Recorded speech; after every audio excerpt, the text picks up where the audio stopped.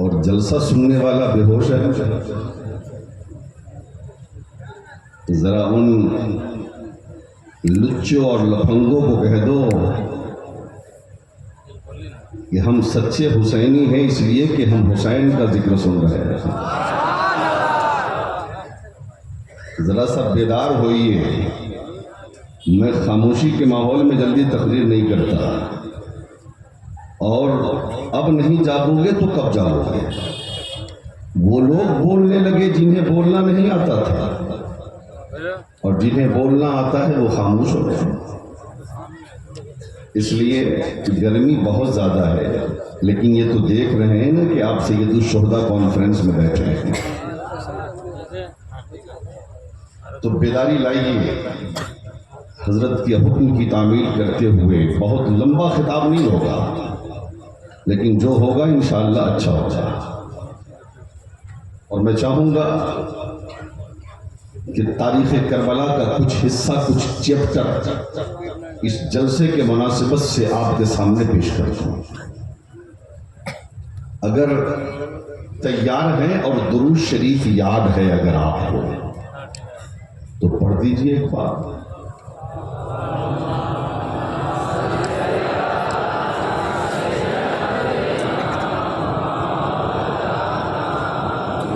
محمد صلی اللہ علیہ وسلم نحن عباد محمد صلی اللہ علیہ وسلم صلاۃ و سلام علیک یا رسول اللہ، صلاۃ و سلام علیک یا حبیب اللہ صلی اللہ تعالی علیہ وسلم. آگے والے سوچ رہے ہیں کہ کہاں کو آگے ہم بیٹھ گئے، پیچھے والے سوچ رہے ہیں ہم ہی اچھے ہیں، جو آگے ہے وہی پھنسا ہے. ہاں یہ نہ سوچنا ہے. اس لیے ہمیں کوئی بولنے والا نہیں، لیکن میں ان سے کہوں گا کہ میاں گھبراؤ مت، یہ آگے بیٹھ کر عشق حسین میں پھنسے ہوئے ہیں. جو سید الشہداء کے عشق میں پھنستا ہے مرنے کے بعد قبر میں وہی ہنستا ہے. اسی لیے تو غریب نواز فرماتے ہیں شاہ ہست حسین، بادشاہ ہست حسین. ذرا زور سے. دین ہست حسین، دی پناہ ہست حسین، سرداد نہ داد دست در دست یزید، حقہ کے بنائے لا الہ ہست حسین. اور اعلیٰ حضرت سرکار فرماتے ہیں، اعلیٰ حضرت سرکار کہتے ہیں سرتاب قدم ہے تن سلطان زمن پھول. ذرا ان بزرگوں سے بھی کہوں گا آپ بھی دعا دیں. پورا مالدے کا دل اور جگر یہاں بیٹھا ہے. اللہ کی سرتاب قدم ہے تن سلطان زمن پھول، لب پھول دہن پھول زخم پھول بدن پھول. اور کیا بات رضا اس چمنستان کرم کی، کیا بات رضا اس چمنستان کرم کی. زہرا ہے کلی جس میں حسین اور حسن پھول، زہرا ہے کلی جس میں حسین اور حسن پھول. اور یہیں تک اعلیٰ حضرت نے نہیں چھوڑا، آگے کہتے ہیں تیری نسل پاک میں ہے بچہ بچہ نور کا، تیری نسل پاک میں ہے بچہ بچہ نور کا. تو ہے عین نور تیرا سب گھرانہ نور کا، تو ہے عین نور تیرا سب گھرانہ نور کا. اور ایک شعر سنو. لہو میں رنگ ہے باقی تو کربلا چلیے، لہو میں رنگ ہے باقی تو کربلا چلیے. اگر ہے خون میں گرمی تو کربلا چلیے. لہو میں رنگ ہے باقی تو کربلا چلیے. اگر ہے خون میں گرمی تو کربلا چلیے. نبی کے نام پر دریا بہا رہے ہیں حسین، نبی کے نام پر دریا بہا رہے ہیں حسین. کسی کو چاہیے پانی تو کربلا چلیے، کسی کو چاہیے پانی تو کربلا چلیے، قتل حسین اصل میں مرگ یزید ہے، اسلام زندہ ہوتا ہے ہر کربلا کے بعد۔ میں آپ کے ساتھ اپنے علماء سے بھی سمرتھن چاہوں گا، یہ نہیں کہوں گا کہ نعرہ لگائیں، لیکن دعا تو دیں گے۔ علامہ بیٹھے ہوئے ہیں، یہ دعا دے رہے ہیں، مسکرا رہے ہیں، ماشاءاللہ۔ ہاں، اب ذرا توجہ میری طرف رہے، دیکھیے لائٹ آ گئی، ہاں ذرا زور سے بولے یا حسین۔ اسلام کی حقانیت کے لیے، قرآن کی بقا کے تھوڑا ایک کو کم کر دو میاں، کہاں نہ تھوڑا ایک کو کم کر دو اس کا۔ اچھا سنیے، وہ آ جائیں گے، کم ہو جائے گا۔ اسلام کی حقانیت کے لیے، قرآن کی صداقت کے لیے، شریعت کے تحفظ کے لیے، اللہ کی رضا کے لیے، مصطفیٰ کی خوشنودی کے لیے جو مرد مجاہد میدان جہاد میں اپنی گردن کٹوا دیتا ہے اسے شہید حقیقی کہا جاتا ہے، اسے شہید کہا جاتا ہے۔ جو اپنی جان دے دیتا ہے اسے شہید کہا جاتا ہے۔ لیکن ہمارا عقیدہ ہے کہ شہید مارا ضرور جاتا ہے لیکن شہیدوں کو درد کا احساس نہیں ہوتا۔ شہید کاٹا ضرور جاتا ہے لیکن شہیدوں کو درد کا احساس نہیں ہوتا۔ شہیدوں کی ہڈیاں ضرور ٹوٹتی ہیں لیکن شہیدوں کو درد کا احساس نہیں ہوتا۔ شہیدوں کے جسم پہ گھوڑے ضرور دوڑتے ہیں لیکن شہیدوں کو درد کا احساس نہیں ہوتا۔ شہیدوں کے جسم کے ٹکڑے ضرور کیے جاتے ہیں لیکن شہیدوں کو درد کا احساس نہیں ہوتا۔ ایک جگہ جب میں نے اس بات کو بیان کیا تو مجمع سے ایک شخص کھڑا ہو گیا اور کھڑا ہو کے کہنے لگا، مولانا جب ایک انسان میدان کارزار میں جاتا ہے اور جانے کے بعد جب مقابلہ ہوتا ہے اور شہادت کی منزل سے ہمکنار ہوتا ہے تو اس کی حالت یہ ہوتی ہے، کبھی اس کا ہاتھ کٹتا ہے، کبھی اس کا پیر کٹتا ہے، کبھی اس کی گردن کٹتی ہے، کبھی اس کے جسم کے ٹکڑے ہوتے ہیں، کبھی اس کے جسم پہ گھوڑے دوڑائے جاتے ہیں، اور آپ کہتے ہیں شہیدوں کو درد کا احساس نہیں ہوتا۔ یہ کون سا فلسفہ ہے؟ ہاتھ کٹ گیا درد کا احساس نہ ہو، پیر کٹ گیا درد کا احساس نہ ہو، گردن کٹ گئی درد کا احساس نہ ہو، جسم کے ٹکڑے ہو گئے درد کا احساس نہ ہو، جسم کو چھلنی کر دیا گیا درد کا احساس نہ ہو، جسم سے لہو بہا دیا گیا درد کا احساس نہ ہو۔ میں نے کہا مالدہ والو میرا معاملہ حل ہو گیا، میں تمہیں دنیاوی مثال سے سمجھانا چاہتا ہوں کہ تمہارے پیر میں کوئی زخم نکل گیا جسے اپنی زبان میں آپ پھوڑا کہتے ہو، وہ چھوٹا سا تھا، آہستہ آہستہ پڑتا ہوا بڑا ہو گیا۔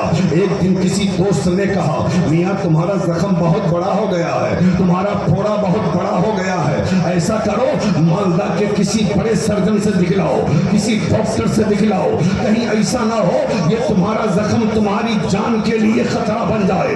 آپ مالدہ کے بہت بڑے ڈاکٹر کے پاس گئے اور ڈاکٹر کے پاس جانے کے بعد آپ نے ڈاکٹر سے کہا ڈاکٹر صاحب میرے زخم کو دیکھیے نا، کوئی دوا دے دیجئے، بڑی تکلیف ہو رہی ہے، تکلیف کا ازالہ ہو جائے، میرا زخم ٹھیک ہو جائے، میرا پیر سلامت رہ جائے۔ ڈاکٹر نے معائنہ کیا، معائنہ کرنے کے بعد کہا میاں دوا سے تمہارا پیر صحیح نہیں ہوگا۔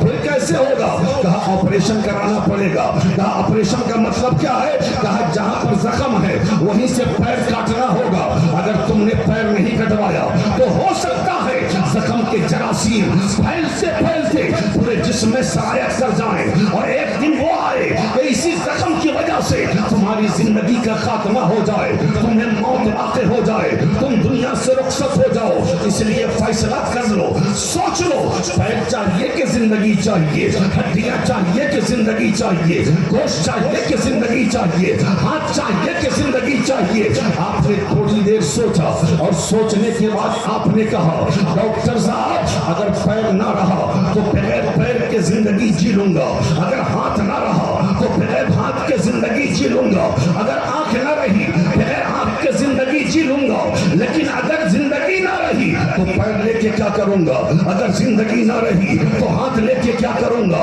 اگر زندگی نہ رہی تو یہ جسم کے اعضاء لے کے کیا کروں گا۔ اس لیے ڈاکٹر صاحب میرے پیر کو کاٹ دیجئے तारीख मुतय्यन हो गई, वक्त मुकर्ररा पे आप पहुंच गए, डॉक्टर आपको ऑपरेशन रूम में ले गया, ले जाने के बाद आपके पैर को काटने से पहले उसने आपको इंजेक्शन दिया, उसने आपको दवा खिलाया, आपकी जगह को सुन किया, उसके बाद आपके पैर को काट दिया गया, आपकी हड्डियां कट गई, आप सही सलामती के साथ सेहतयाब होकर हॉस्पिटल से अपने घर आ गए।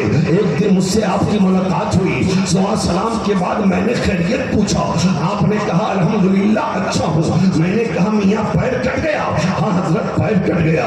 मैंने पलट के सवाल किया, मियाँ पैर कटा होगा, बड़ी तकलीफ हुई होगी, हड्डियां कटी होगी, बड़ी तकलीफ हुई होगी, गोश्त कटा होगा, बड़ी तकलीफ हुई होगी। आपने कहा मौलाना बिल्कुल तकलीफ ना हुई। मैंने कहा ये कौन सा फलसफा समझा रहे हो? हड्डियां कट गई, दर्द का एहसास न हुआ, पैर कट गया, दर्द का एहसास न हुआ, गोश्त कट गया, दर्द का एहसास न हुआ। आपने कहा मौलाना दर्द का एहसास तो होता, लेकिन इसलिए दर्द का एहसास न हुआ कि मेरे ऊपर दवाओं का असर था, मेरे ऊपर गोलियों का असर था, मेरे ऊपर इंजेक्शन का असर था। मैंने कहा मालदा वालों मेरा मामला हल हो गया। अगर दुनिया की दवा का ये हाल है, अगर किसी को खिला दिया जाए, पैर काटा जाए दर्द का एहसास न हो, हड्डियां काटी जाए दर्द का एहसास न हो, गोश्त काटा जाए दर्द का एहसास न हो, तो बोलो जिसने मोहब्बत खुदा की दवा खाई हो और जिसने मोहब्बत मुस्तफा की दवा खाई हो उसकी गर्दन कटेगी, दर्द का एहसास कैसे होगा? उसके पैर काटे जाएंगे, दर्द का एहसास कैसे होगा? पता चला शहीद मारे जरूर जाते हैं, लेकिन शहीदों को दर्द का एहसास नहीं होता, नहीं होता। इसलिए तो मेरे आका फरमाते हैं सारे जन्नती जन्नत में चले जाएंगे। गौर से तवज्जो से सुनना, सारे जन्नती जन्नत में चले जाएंगे। मेरे आका फरमाते हैं अल्लाह जन्नतियों को मुखातब करके फरमाएगा, ऐ मेरे जन्नती बंदो तुमने नमाजें पढ़ी मैंने इनाम में जन्नत दे दिया, तुमने रोजा रखा मैंने इनाम में जन्नत दे दिया, तुमने ज़कात दिया मैंने इनाम में जन्नत दे दिया, तुमने हज किया मैंने इनाम में जन्नत दे दिया, तूने भूखे को खाना खिलाया मैंने इनाम में जन्नत दे दिया, तूने नंगे को कपड़ा पहनाया मैंने इनाम में जन्नत दे दिया, तूने मदरसे का ताउन किया मैंने इनाम में जन्नत दे दिया, तुमने मस्जिद की तामीर की मैंने इनाम में जन्नत दे दिया, तुमने गरीबों की खबरगिरी की मैंने इनाम में जन्नत दे दिया, तुमने यतीमों के सर पे दस्ते शफ़क़त रखा मैंने इनाम में जन्नत दे दिया, तुमने बेवाओं की मदद की मैंने इनाम में जन्नत दे दिया। ऐ मेरे जन्नती बंदो तुम्हें जन्नत में मजा आ रहा है कि नहीं? तुम्हें जन्नत में मजा आ रहा है कि नहीं? सारे जन्नती कहेंगे मौला तेरी जन्नत की बहारें बेमिसाल, तेरी जन्नत का खाना बेमिसाल, तेरी जन्नत का पानी बेमिसाल, तेरी जन्नत के महल्लात बेमिसाल, तेरी जन्नत का आराम बेमिसाल। मौला तेरी जन्नत में बहुत मजा आ रहा है। उसके बाद अल्लाह शहीदों से मुखातब होगा, ऐ मेरे शहीद बंदो तवज्जो करना, ऐ मेरे शहीद बंदो तूने दीन के लिए गर्दन दे दी मैंने इनाम में जन्नत दे दिया, तूने कुरान के लिए अपनी गर्दन दे दी मैंने इनाम में जन्नत दे दिया, तूने मेरी रज़ा के लिए अपना एक एक कतरा लहू दे दिया मैंने इनाम में जन्नत दे दिया, तूने मेरी रज़ा के लिए अपने जिस्म पे घोड़े दौड़वा लिए मैंने इनाम में जन्नत दे दिया। ऐ मेरे शहीद बंदो तुम्हें जन्नत में मजा आ रहा है कि नहीं? तो तमाम शुहदा एक ज़बान होके कहेंगे मौला मौला तेरी जन्नत की बहारें बेमिसाल, तेरी जन्नत का खाना बेमिसाल, तेरी जन्नत का पानी बेमिसाल, लेकिन परवरदिगार जो मजा गर्दन कटाने में आया था वो मजा तेरी जन्नत में नहीं है, मेरी जन्नत में नहीं है। ऐ मेरे बंदे क्या कमी है मेरी जन्नत में? क्या कमी है मेरी जन्नत में? मौला सब कुछ है तेरी जन्नत में, लेकिन एक चीज नहीं है तेरी जन्नत में। मेरे बंदे क्या नहीं है मेरी जन्नत में?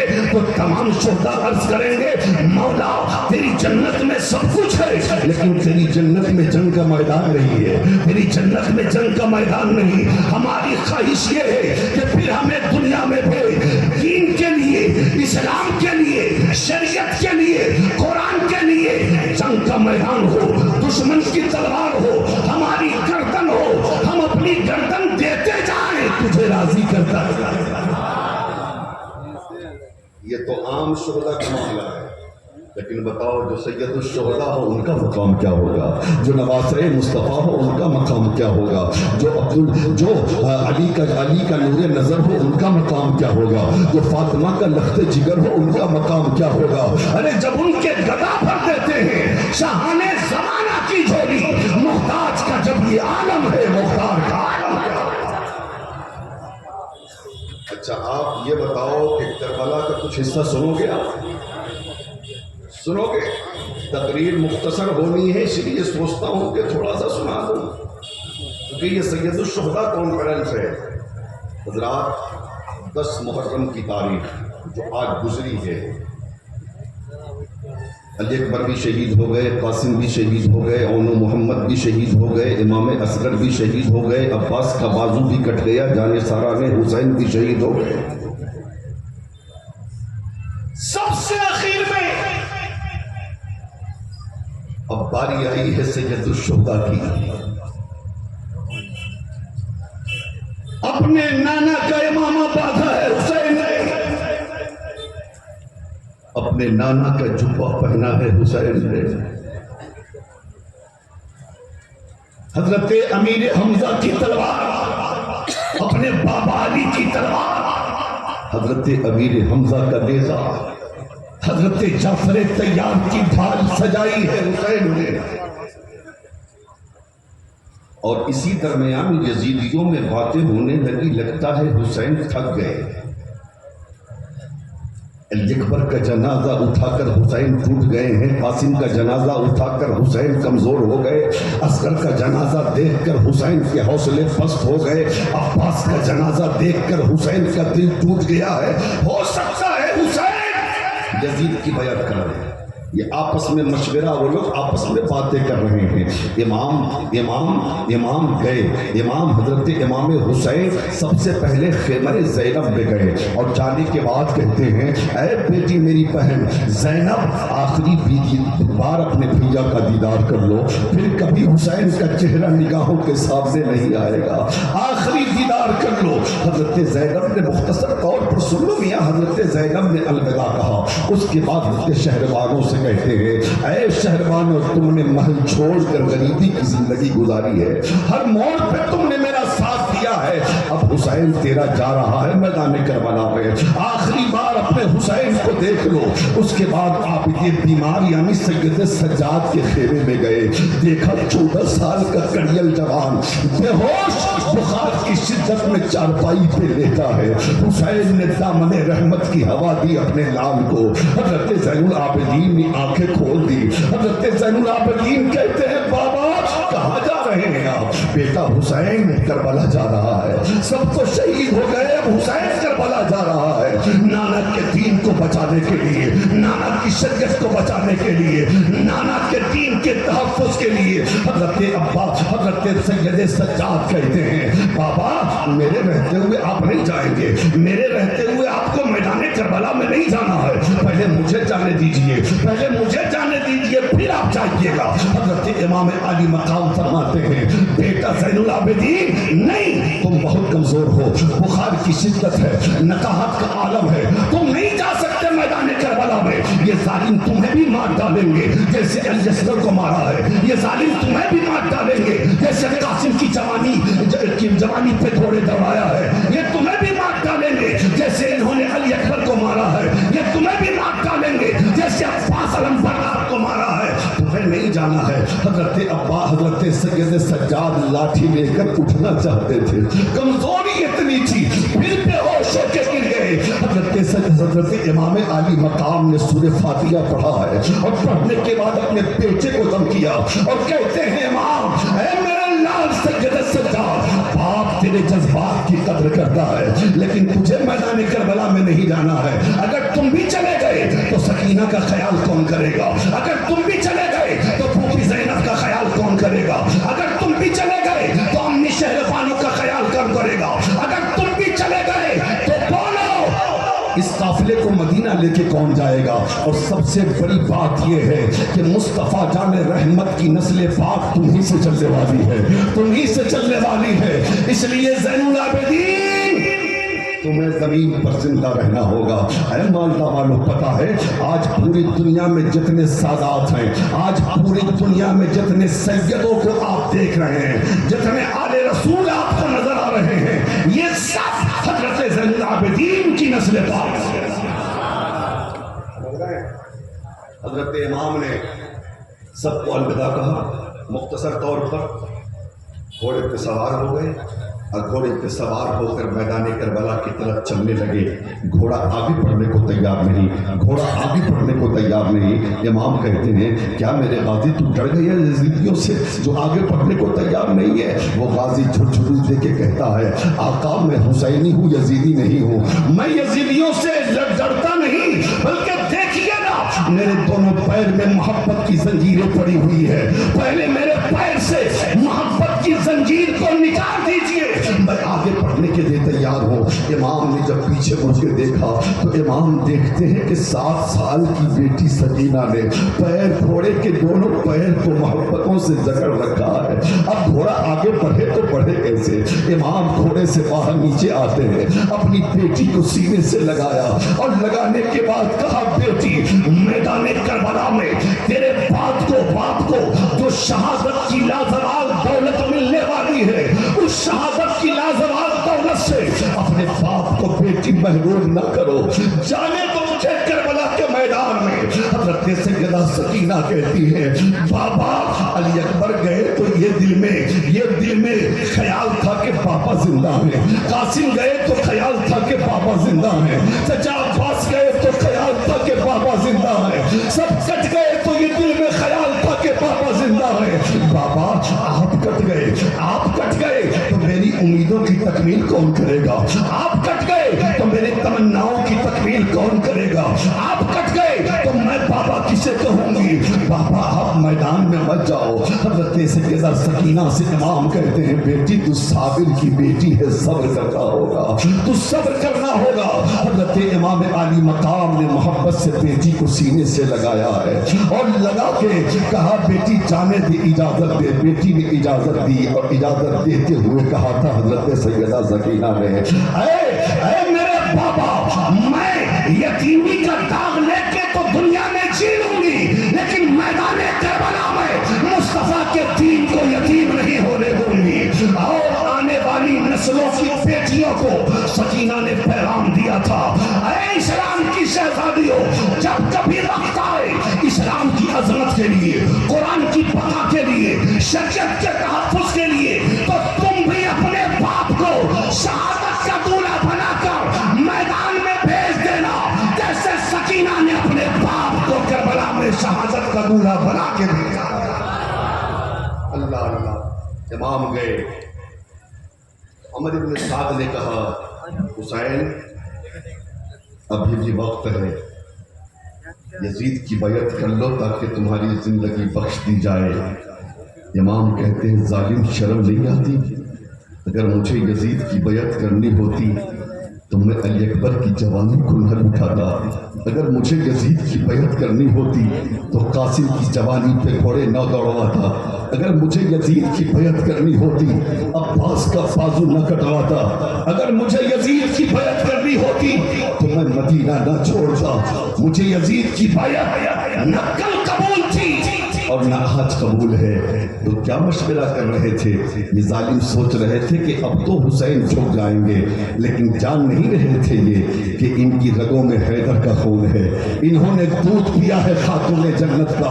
امام نے اتمام حجت کے لیے آخری خطبہ دیا، اے یزیدیو اب میرا حق پہچانو، مجھے جانتے ہو تم، میں وہی ہوں جس کے لیے آقا نے خطبہ چھوڑا تھا، سجدہ کو لمبا کر دیا تھا۔ حضرت امام پاک نے اتمام حجت کے لیے خطبہ دیا اور خطبہ دینے کے بعد کہا اگر آج بھی کوئی، ابھی بھی کوئی میرے نانا کے دین کی حفاظت کے لیے میرے ساتھ آتا ہے تو حسین عباس کے قاتل کو بھی معاف کر دے گا، قاسم کے قاتل کو بھی معاف کرے گا، اکبر کے قاتل کو بھی معاف کرے گا، اور محمد کے قاتل کو بھی معاف کرے گا، اصغر کے قاتل کو بھی معاف کرے گا۔ میرے آقا حسین آپ کتنے بڑے سخی ابن سخی ہیں، آپ کریم ابن کریم ہیں۔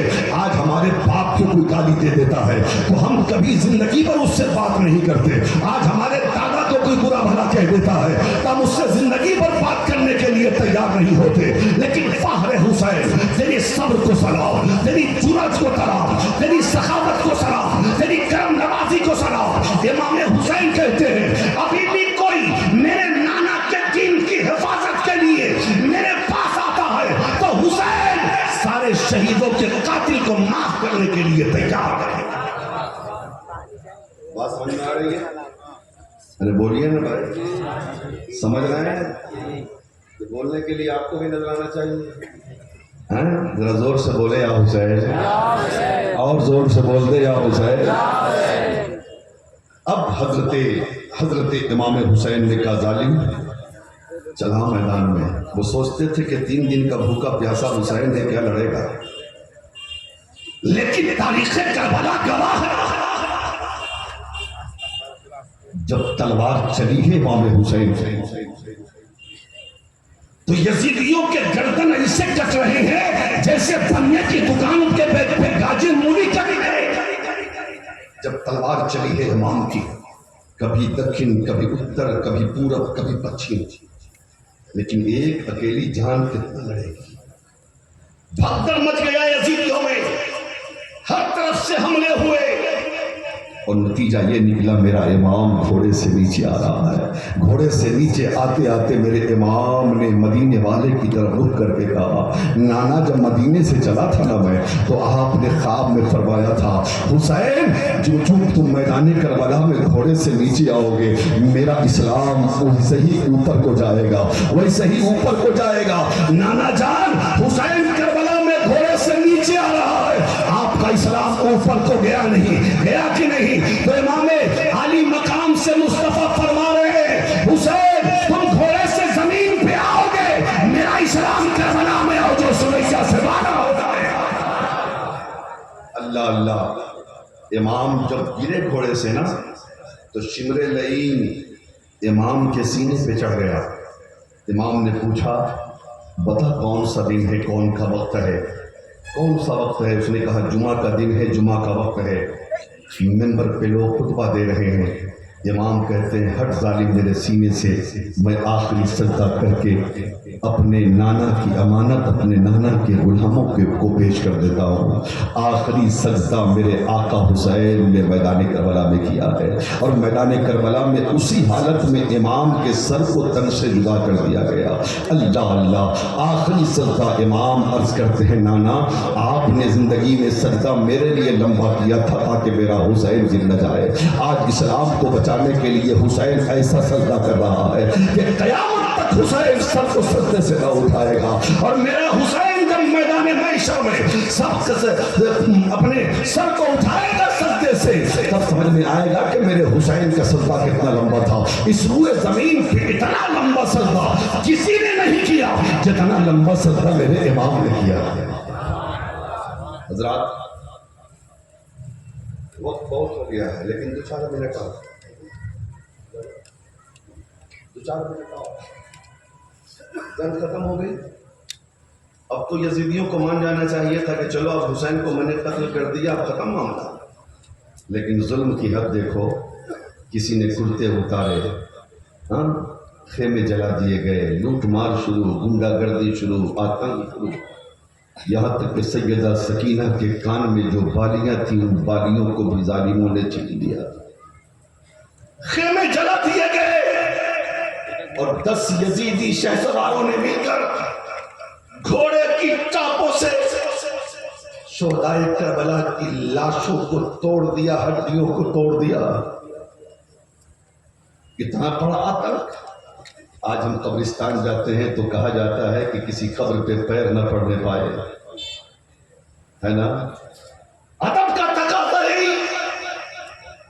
कि पैर किसी का पड़ेगा तो मरने वाले को, कब्र वाले को तकलीफ होती है, लेकिन घोड़े की टापों से जब शोहदाए करबला की लाशों को पामाल किया गया होगा, अब बताओ मेरे आका को कितनी तकलीफ हुई होगी।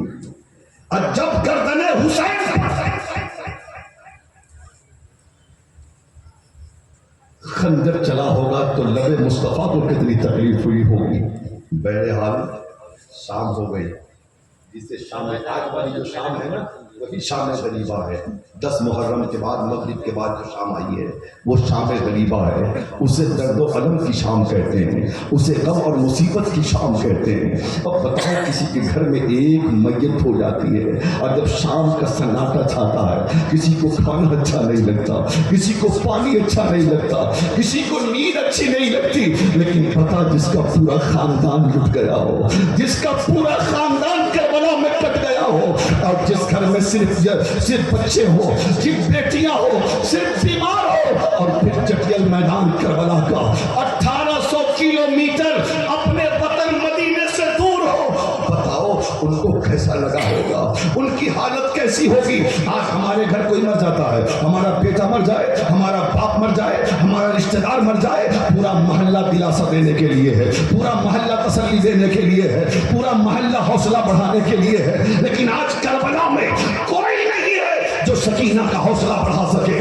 آج کربلا میں کوئی نہیں ہے جو زینب کا حوصلہ بڑھا سکے. آج کربلا میں کوئی نہیں ہے جو شہربانوں کا حوصلہ بڑھا سکے. آج کربلا میں کوئی نہیں ہے جو زین العابدین کا حوصلہ بڑھا سکے. شام غریبہ آ گئی, شام غریبہ آ گئی. امام حسین کی شہادت کے بعد 7 دن تک آسمان سے خون برستا رہا, آسمان سے خون برستا رہا. بیت المقدس میں جس پتھر کو اٹھایا جاتا اس پتھر کے نیچے سے تازہ خون جاری ہوتا.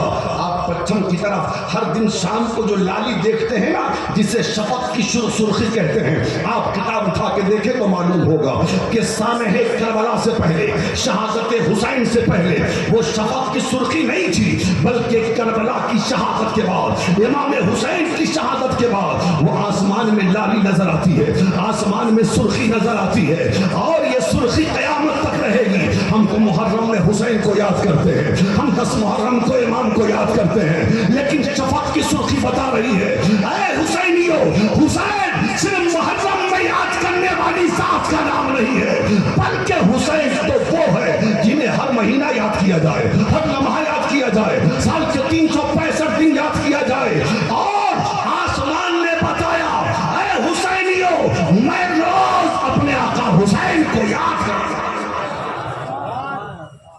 شام ہو گئی تو یزیدیوں نے مشورہ کیا, میٹنگ کی کہ چلو جنگ ختم ہو گئی, بس یہ آخری بات ہے سن لو, جنگ ختم ہو گئی. انسانیت کا تقاضا یہ ہے کہ ہم تو حسین سے جنگ جیت گئے, اس لیے اب انسانیت کے تقاضے کے اعتبار سے کھانا بھی جانا چاہیے حسین کے خیمے میں, اور پانی بھی زینب تک پہنچنا چاہیے. میٹنگ میں پاس ہو گیا, لیکن معاملہ یہ ہے کہ کون جائے گا سیدہ کے سامنے کھانا اور پانی لے کر؟ کس کی آنکھوں میں اتنی طاقت ہے کہ سیدہ کی نظر سے نظر ملا سکتا؟ کسی نے مشورہ دیا حضرت حر کی بیوہ ہمارے پاس ہے, ان کو کہیں گے تو وہ لے کے جائے گا. بلایا گیا, کہا ٹھیک ہے, وہ تو چاہتی تھی جلدی سے ظالموں کے چنگل سے نکل کے سیدہ کے قدموں میں جائے. نقاب میں ایک تشت میں کھانا, ایک مشکیزے میں پانی لے کر رات کے سناٹے میں حضرت حر کی بیوہ حضرت سیدہ زینب کے سامنے لے کے آتی ہے خیمے میں کھانا اور پانی رکھ دیا سامنے. سیدہ زینب نے بھی نہیں پہچانا کہ یہ کون ہے. سیدہ کہتی ہیں کیا لائی ہو, کیا ہے؟ کہا یہ کھانا ہے, یہ پانی ہے. جلال آ گیا حیدر کی نور نظر کو, جلال آ گیا سیدہ زینب کو. کہا ہٹا کھانا یہاں سے, ہٹا پانی. کھانے والے چلے گئے تب کھانا لے کے آئی ہو, پینے والے چلے گئے تب پانی لے کے آئی ہو. نہ ہمیں کھانے کی ضرورت ہے نہ ہمیں پینے کی ضرورت ہے. اتنا جب کہا تو حضرت حر کی بیوہ نے اپنا سر سیدہ کے قدموں میں ڈال دیا اور کہتی ہے سیدہ مجھے پہچانا آپ نے؟ کہا کون ہو؟ کہ میں حر کی بیوہ ہوں. اگر میرا لایا ہوا کھانا پانی آپ نے نہ لیا تو یہ یزیدی ہمارا مذاق اڑائیں گے اور کہیں گے कि तेरा शौहर तो हुसैन के नाम पर इस्लाम के काम आ गया, लेकिन ये तेरे हुसैन का ये हुसैन की बहन तेरा खाना पानी भी लेने को तैयार नहीं। सैयदा मेरा लाया हुआ खाना ले लीजिए ना, मेरा लाया हुआ पानी ले लीजिए ना। हजरत हुर का नाम सुना है तो सैयदा ने खाना कबूल कर लिया, पानी भी कबूल कर लिया। बगल में 7 साल की सैयदा सकीना बेहोश पड़ी है। हजरत सैयदा सकीना को ज़ैनब पाक ने जगाया, ऐ सकीना उठो ना, पानी आया है पानी पी लो, खाना आया है खाना खा लो। लेकिन कमजोरी और नकाहत का ये हाल था कि सकीना जगने को तैयार नहीं। हजरत सैयदा ज़ैनब ने थोड़ा सा पानी चुल्लू में लिया है और लेने के बाद सैयदा सकीना के चेहरे पे मारा तो सकीना ने आंख खोल दी, और आंख खोल के सैयदा सकीना कहती है, फूफी जान क्या चचा अब्बास आ गए क्या पानी लेकर? क्या चचा अब्बास नहरे फराज से वापस आए गए क्या पानी लेकर? सैयदा ज़ैनब कहती है, सकीना चचा अब्बास तो इस्लाम के काम आ गए, चचा अब्बास तो पानी लेके नहीं आए हैं, लेकिन जालिमों ने हमारे घर में पानी जरूर भिजवाया है, ये यजीदियों का भिजवाया हुआ पानी है। ऐ सकीना तुम पानी पी लो। हजरत सैयदा सकीना कहती है, फूफी पहले आप पी लीजिए ना, पहले आप खा लीजिए ना। हमारे समाज का मामला ये है कि हम भूखे हो अगर 2-4-5 आदमी और सामने खाना पानी आ जाए तो सबसे पहले हर आदमी चाहता है कि पहले मैं खाऊं, लेकिन वाह मैदान करबला क्या बच्चा है, क्या बूढ़ा है, क्या जवान है, क्या बच्चिया है, हर तरफ सब्र ही सब्र नजर आता है, हर तरफ इस्तिकामत ही इस्तिकाम नजर आती है। अल्लाह अल्लाह। हजरत सकीना कहती है, चची फूफी जान आप पी लीजिए, आप खा लीजिए, फिर हम खाएंगे पिएंगे। हजरत ज़ैनब कहती है, सकीना आज फातिमा के घर में सबसे छोटी तुम हो, पहले छोटे पीते हैं फिर बड़े पीते हैं, जरा गौर करना, पहले छोटे पीते हैं फिर बड़े पीते हैं।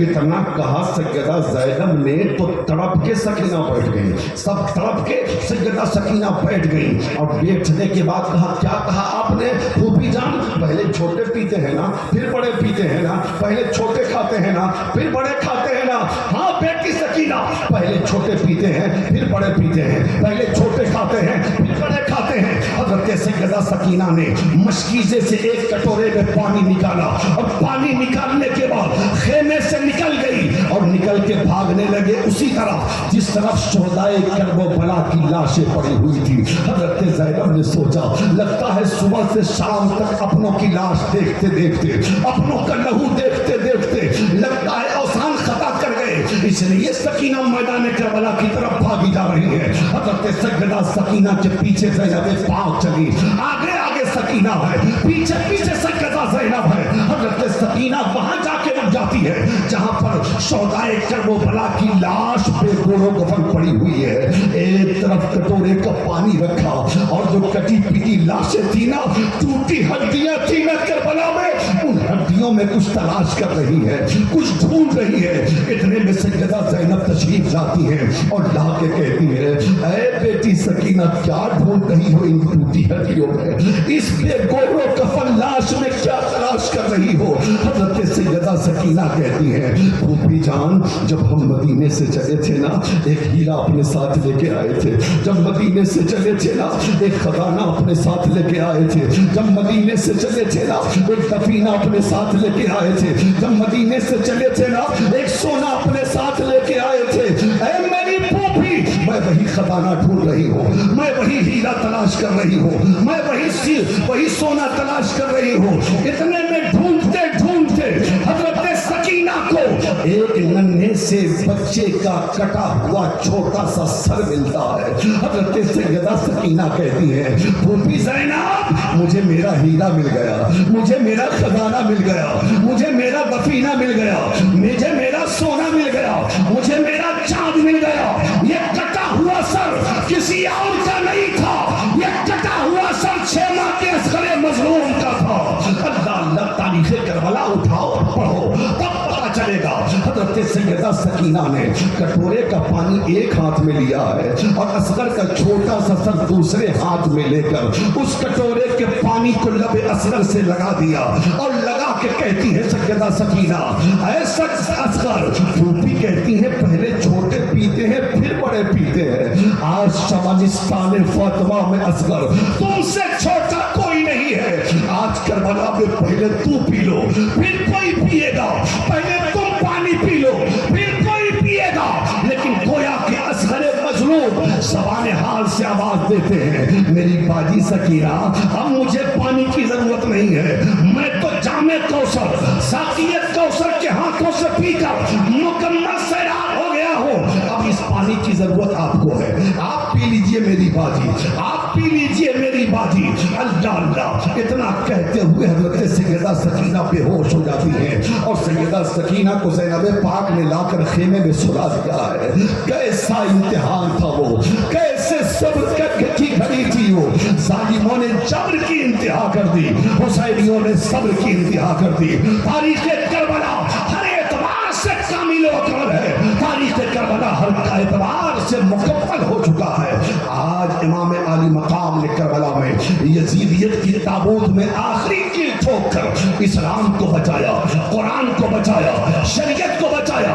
اے مالدہ کے حسینی مسلمانوں, اے آل رسول کے نام پر اور آل رسول کے ہاتھ پر بکنے والوں, چاہے داہنے والے ہو, چاہے بائیں والے ہو, چاہے سامنے والے ہو, چاہے اسٹیج پہ علماء ہو, ذرا ہاتھ کو بلند کر کے گواہی دو, اگر کبھی بات آئے گی اسلام کی مان و مریادہ کی, قرآن کی عظمت کی, نبی کے شریعت کی, تو بتاؤ ویسے ہی سنت شبیری ادا کرنے کے لیے تیار ہو کہ نہیں, جیسے کربلا میں حسین نے سنت ادا کیا ہے اور اپنا کردار دنیا والوں کے سامنے پیش کیا ہے. اے بیٹیوں, تم بھی تیار رہنا اپنے باپ کو دولہا بنا کر میدان میں بھیجنے کے لیے. اے جیسے شہروانوں نے اپنے سہاگ کو لٹوا دیا, ویسے ہی تم بھی اپنے سہاگ کو لٹوا کر اسلام کو بچانے کی کوشش کرنا. اے بہنوں, تم بھی اپنے بھائی کو ویسے ہی شہادت کا دولہا بنا کے بھیج دینا, جیسے زینب پاک نے اپنے بھائی حسین کو شہادت کا دولہا بنا کے بھیجا ہے. اللہ اللہ مکمل ہے تاریخ کربلا, لیکن آج ضرورت ہے کہ صرف تاریخ کربلا سننا نہیں ہے, کردار حسینی کو اپنانا ہوگا, کردار علی اکبر کو اپنانا ہوگا, سید الشہداء کے کردار کے سانچے میں اپنی زندگی کو ڈھالنا ہوگا. میں نے کل جلسے میں کہا تھا, ایک پیغام ہے میدان کربلا کا, سجدے میں سر رکھ کر حسین نے سر کٹایا اور یہ بتایا نماز کبھی مت چھوڑنا, اور کٹا ہوا سر نیزے پہ چڑھ کے قرآن پڑھا اور یہ بتایا کہ کبھی قرآن مت چھوڑنا. دو لفظوں میں پیغام, ایک تو ظلم کے آگے سر نہ جھکے, پیغام کربلا اور کیا. مردوں نے ظلم کے آگے سر نہیں جھکایا, اور عورتوں نے اس مصیبت میں بھی نہ صبر کا دامن چھوڑا نہ پردے کا دامن چھوڑا. اس لیے کل بھی میں نے کہا تھا نماز پڑھنا چاہیے کہ نہیں. آج دوسرے لوگ کہتے ہیں سنی لوگ سے جلسہ کرتے ہیں, نماز کہاں پڑھتے ہیں, نماز پہ تک نہیں کہا کرتے.